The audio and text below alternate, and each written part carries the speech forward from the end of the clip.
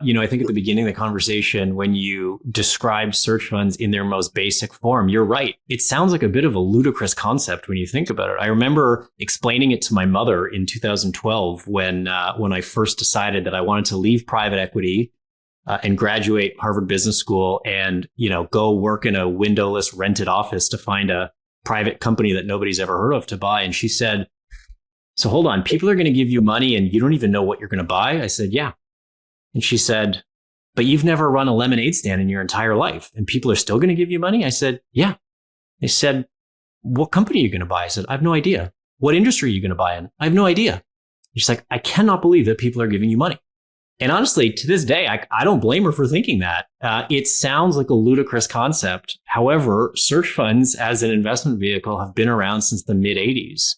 And over many, many decades have outperformed in a very meaningful way. Private equity, private debt, venture capital, real estate, public markets, private markets. On average, we generate returns of about 5x, which equate to an IRR of roughly 30 to 32%, which is, frankly, world beating if you compare it to more traditional asset classes. So though it indeed sounds absolutely preposterous to sell your company to a 27-year-old who has never managed as much as an administrative assistant in her entire career, the data is overwhelmingly clear that there is something magical about getting a young, a highly educated, highly pedigreed entrepreneur to run the right type of business in the right type of industry and have his or her sole focus on that singular asset. I mean, after a couple of decades, you kind of just have to take the data for what it is. And so if people want to invest in these structures, be the equivalent of the high net worth individuals that gave you money back 10 years ago, is there some sort of exchange or is it all done quietly between accounting firms? How do you find these deals to invest in?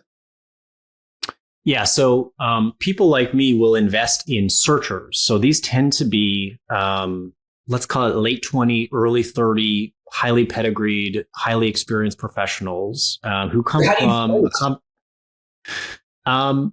It's a bit of it's a small yet growing ecosystem. I'd say that the greatest kind of source of talent would be the business schools, primarily the business schools in the US. So the top 20 business schools, and this was not the case 10 years ago, the top 20 business schools, Harvard, Stanford, Wharton, Kellogg, Dartmouth, etc., now have formal education. It's called Entrepreneurship Through Acquisition. They have clubs, they have conferences, they have second-year courses. So now substantially all MBA graduates in the US, fewer in Canada, are introduced to the concept of entrepreneurship through acquisition formally in their second year of their MBA program.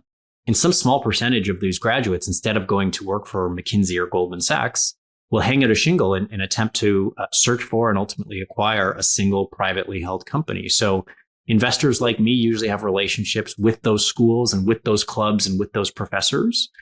And we try to back the next generation of, small private company owners in North America who are looking to fulfill their entrepreneurial dreams. And maybe they just don't have that great idea that they can start in their garage, but they have the desire, the grit, and the skill set to run something. But instead of starting something from scratch, they're choosing to buy their way into the entrepreneurial career that they've been seeking.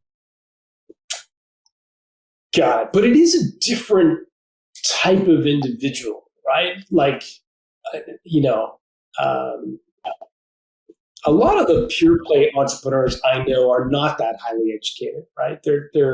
They've got maybe a good degree, but they're certainly not. They certainly weren't the smartest kids in the class. What you're describing, people who go to Harvard or Stanford and get an MBA, that's a different type of person, right? That's a formally educated, usually systems structure. That's a different type of person than would be the guy or gal who starts a lemonade stand and grows the next giant, beverage company. I think it is. And I think that is true in the most constructive and positive of ways. So in my experience as an entrepreneur and now as an investor is, generally speaking, the people who bring a company from 0 to 5 million are not always the people who bring it from 5 to 20. And those people in turn are not always the same people who bring it from 20 to 100.